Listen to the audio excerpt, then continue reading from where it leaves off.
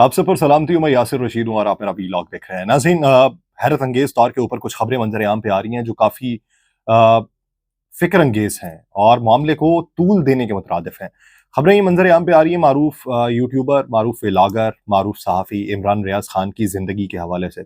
उनका जो farm house है चकवाल पे, इमरान भाई के उस फार्म हाउस के अतराफ में कुछ लोग हैं जो वहाँ पे ड्यूटी के ऊपर मामूर किए गए हैं और उनके जरिए कहीं ना कहीं पे टारगेट करने की खबरें मंजर आम पे हैं। अगर इस तरह की खबरें और एक ऐसे वक्त के अंदर कि जब हमारी भारत के साथ टेंशन बहुत ज्यादा है, भारत में इलेक्शन होने वाले हैं और वो कोई ना कोई पाकिस्तान के अंदर भी ऐसी अफरा तफरी फैलाना चाहता है कि जिससे केओस और टरमाइल के अंदर इजाफा हो सके।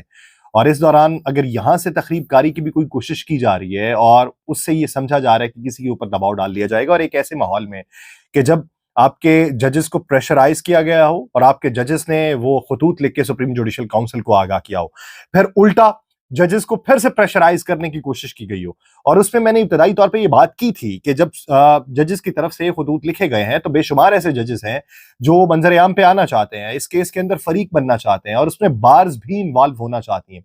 अब ऐसी सूरत हाल में इस तरह की खबर का फिर मंजर आम पे आना, अभी तो ये कहा जा रहा है, बहुत सारे सहाफी जो हैं वो इसको रिपोर्ट भी कर रहे हैं, कहा यह जा रहा है कि अगर कुछ हुआ तो उसकी जिम्मेदारी जो है वो वजीर आला पंजाब पे होगी। ये दूसरा मामला है कि वज़ीर आला पंजाब को उसमें इन्वॉल्व किया गया। पहला, शेर अफजल खान मरवत, उन्होंने प्रेस कॉन्फ्रेंस करके बाकायदा तौर पे ये ऐलान किया था कि मेरे लिए पैसे दिए गए हैं और बाकायदा शूटर को एडवांस पेमेंट कर दी गई है।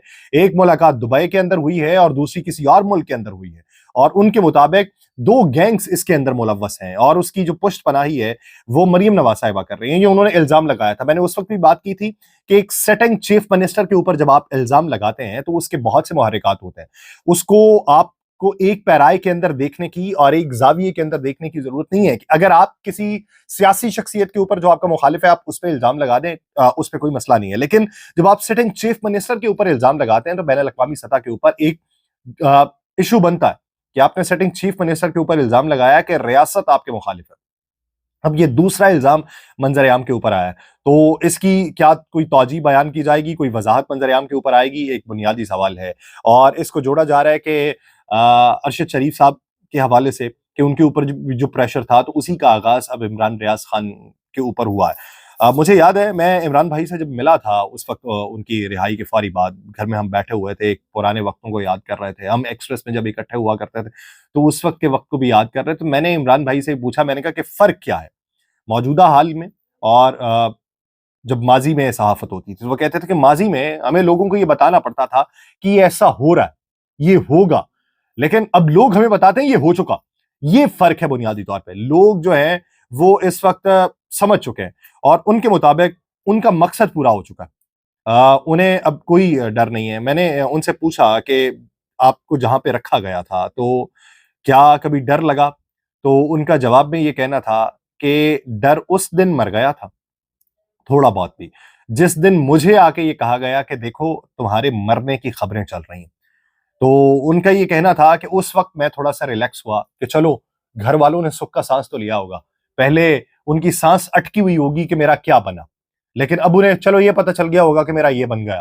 तो अब 2-4 दिन रोएंगे और सुकून आ जाएगा। तो उनके नजदीक उनके डर का उनसर तकरीबन खत्म हो चुका है। वो रात और दिन के उस साइकिल से तो बाहर निकल चुके थे कि जिस साइकिल में ये पता चले कि किस टाइम पे सोना है, किस टाइम पे उठना है, किस टाइम पे खाना खाना है। अब अल्लाह उनको सेहत कामिला अता फरमाए और इस जद्दोजहद में साबित करनी दे। और जो इल्जामात लग रहे हैं, मैं मेरी जाती तौर पे ये ख्वाहिश है कि उन इल्जामात में कोई सदाकत ना हो, कोई हकीकत ना हो, क्योंकि हम किसी भी और सानहे के मुतहम्मिल नहीं हो सकते। हमने बहुत हादसात का सामना कर लिया, लेकिन अब नहीं होता। अब वो वक्त गुजर चुका है। इस मुल्क के अंदर अगर बात की जाए मौजूदा सूरत हाल की, तो चेयरमैन पाकिस्तान तहरीक इंसाफ बैरिस्टर गौहर ने एक मीटिंग की है। उस मीटिंग के अंदर बानी पीटीआई इमरान खान के हवाले से जो मुशावरत हुई वो तय कर ली गई और उसमें ये बात की गई कि एक जो इस वक्त बातें बन रही हैं कि हम मफाहमत की पॉलिसी के ऊपर गामजन हैं और हम कोई डील करना चाहते हैं, उसका तासुर जायल करने की कोशिश करें। कि कोर कमांडर हाउस में जो पूरी काबीना को लेके चले गए, तो उसका तासुर किस तरीके से जाहिर करना है। अभी जो एक अनरेस्ट पाया जा रहा है पार्टी के अंदर के, जिस तरीके से शहरियार अफरीदी साहब भी बयान दे दें, अली जैदी साहब का भी बयान आ जाए और दीगर भी बयान देने के जिद पे हों कि देखें जी हमें फ्रंट फिट पे लाने की बातें नहीं हो रही, हमें बैक फिट पे रखने की बातें कर रहे हैं। तो इसलिए से वो तासुर जाहिर करने की कोशिश करनी है। और वो तासुर किस तरीके से जाहिर करना है कि ईद के फौरन बाद जिस तहरीक का आगाज होना है, इस तहरीक में सबकी शमूलियत हो, और सबकी शमूलियत होने के बाद उन्हें यह लगता है कि खान साहब जो है वो इसी महीने इस तहरीक की वजह से जो अवामी तौर पर प्रेशर होगा वो तब क्या नाम है उनकी रिहाई मुमकिन हो सकती है, तब उनकी सजाएं मुअत्तल हो सकती हैं और वो जमानतों के ऊपर रिहा हो सकते हैं। लेकिन बाद नजर में जिस तरीके से एक पर्सपेक्टिव बनाया जा रहा है, अब आप देखेंगे कि इन दिनों के अंदर मुख्तलिफ सोशल मीडिया प्लेटफॉर्म्स के ऊपर, आपको एक्स के ऊपर, आपको फेसबुक के ऊपर, आपको वीलॉग्स की सूरत में ये बातें हो रही होंगी कि आम माफी का ऐलान किया जाए। ये अब मुख्तलिफ लोग बातें करते हुए दिखाई दे रहे होंगे। अब उसके पीछे मुहर्रिकात क्या है? जब एक ही वक्त में एक ही चीज मुख्तलिफ जबानों से अदा होने लगे, यानी एक ही बयानिया मुख्तलिफ जबानों से एक ही वक्त में अदा होने लगे, तो उसके पीछे कोई ना कोई मंतिक और मसलहत जरूर होती है।